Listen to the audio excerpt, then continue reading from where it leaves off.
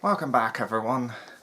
Now we are on the third part of Khan and the Caged Bear fight. Where we left off, Khan now was just fighting the cave bear, and it seems that he is out to lose. But an old friend and his siblings have come to save him. But will they get to him in time?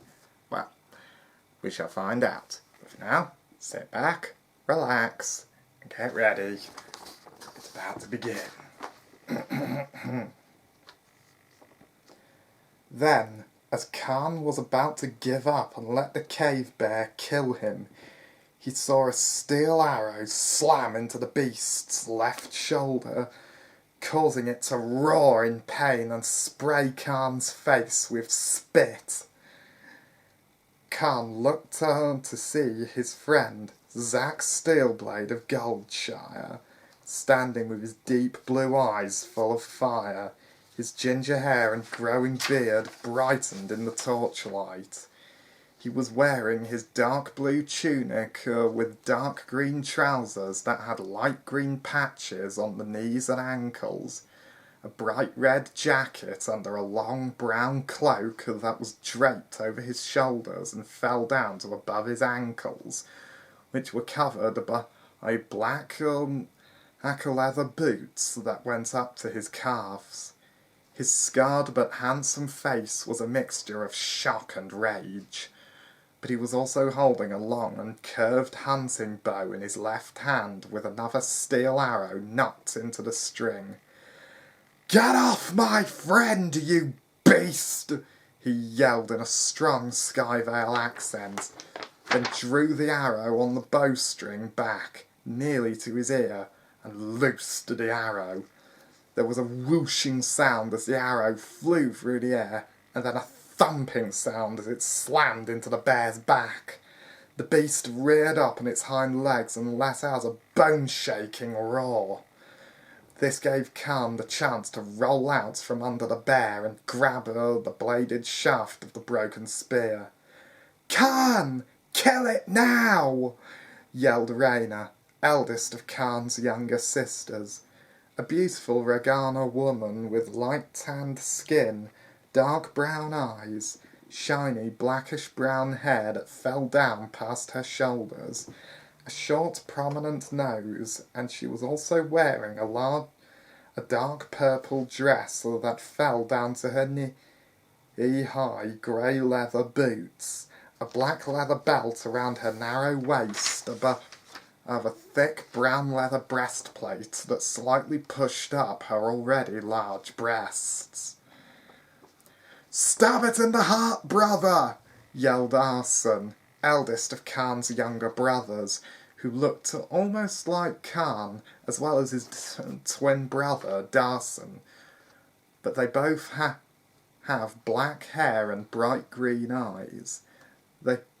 They were both wearing thick dark brown leather chest armour with steel gauntlets, black leather boots, and cloaks made out of brown saber-toothed cat fur that were draped over their shoulders and hung down to their ankles. Khan nodded, gripped the spear shaft like a sword, then lunged forward and buried the spear blade into the cave bear's chest and into its heart. The cave bear roared in pain, then fell forward onto its front, with Khan still holding the spear shaft. But Khan managed to pull the spear shaft out of the bear's chest and roll out of the way. The cave bear's lifeless body fell to the ground with a loud thud that shook the ground, and blood began to pool around it. Khan stood still for what seemed like an eternity. Then he was brought out of his state by the cheering of the crowd, and then the blowing of a loud horn, da-da-da, da-da-da, that silenced the crowd. Then the voice of the Emperor boomed through the chamber. "Peoples of Taros, we have a champion! Khan of Honeyhill, the werewolf fighter whose fame has spread to the 4 countries across the world, has earned his fame and will be known as Bear Slayer in the fighting arena. But now I will give him his prize and a choice. He can choose to stay as a cage fighter in this great city, or he can return to his homeland. The Emperor boomed. Khan's 3rd brother, Martin, stepped forward. He was shorter than Khan, with pale brown skin, brown eyes, thick blackish-brown hair that was down to his shoulders, and he also wore the same chest plate, belt, cloak and gauntlets as Arson and Danson, but his boots were light brown leather. "Brother, please come home, I beg you," Martin said in a hoarse voice. Then his sister, Rhiannon, stepped forward and pulled off her grey cloak's hood to reveal a beautiful face that was light tanned skin, dark green eyes, a small but long nose, rose-red lips, and almost pink cheeks. They didn't all look like true Ragana, as their mother was of Maud birth, but Rhiannon was still the 2nd eldest and most beautiful of Khan's sisters. She held out her hand to her big brother and looked into his dark green eyes. "Please come home with us, Khan. We'll miss you at Honeyhill. Father misses you, and so does Mother. So please come home. Please come back to us," Rhiannon said pleadingly. Khan looked at her, looked at the bloody shaft in his hands, then at the corpse of the cave bear lying in a pool of its own blood, and then back at Khan, back at Zack and his siblings. "I choose to return to Skyvale, where I belong with my family," Khan yelled, and everyone cheered. A few minutes later, after Khan had collected his winnings, a medium-sized brown leather bag of 20,000 gold coins, as well as all his belongings off the Emperor, they all made their way to the cartman who would take them north to Skyvale. But as they climbed onto the cart, Khan and Zack saw a figure in a black robe watching them from afar.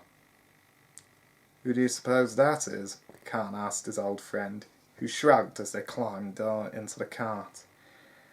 "I don't know, Khan, but I doubt we'll be seeing whoever that is, unless they come after us," Zack said carelessly. Khan nodded and climbed into the cart as it began to pull away. But they didn't see that the robed figure was Megan of Winterhale, a childhood flame to Zack, who was once in love with him, but grew to hate him when he could not return her love, so she had since then grown a desire to destroy him, but failed at every try. She watched bitterly from the shadows as the cart went north. "I will make you pay, Zack of Goldshire. You will die by my hands," Megan snarled as she watched the cart pull away. Khan woke up with a start. He had fallen asleep in the Manor Library again, reading about the legendary protector of Taros and how he defeated the army of vampires single-handed in a book called Danius and the Lord of Darkness. But he had fallen asleep in the large armchair at the left side of the second large bookshelf where he had gotten the book from. He dozed off halfway through his readings and had dreamed about a day 9 years ago when his deep fear of bears was born, a memory that still haunted his nightmares. "I need to stop drinking wine or ale when I'm reading, especially if I'm going to fall asleep while reading, because it felt like I was fighting that beast again," Khan said to himself as he rubbed his sore head. Then he got up, put the book back on the shelf, and left the library. Because Khan was now the most famous werewolf fighter in Skyvale. But he was also the Lord of Honeyhill Manor and Marshal of the Riverland, so he had a manor to run and a kingdom to protect, until his services as the werewolf fighter were needed again. But in a wooden and glass case in the trophy room would be the broken spear shaft he used to slay the cave bear during his time in the Cage Pit Arena in Lintherdal, to serve as a reminder of that day. Khan will return in Khan and the Werewolf Fighter. Well, ladies and gentlemen, I hope you enjoyed that tale. And if you want to see any more of Khan's own stories, then please let me know by dropping a comment down below. Right. Have a good day now. Bye now.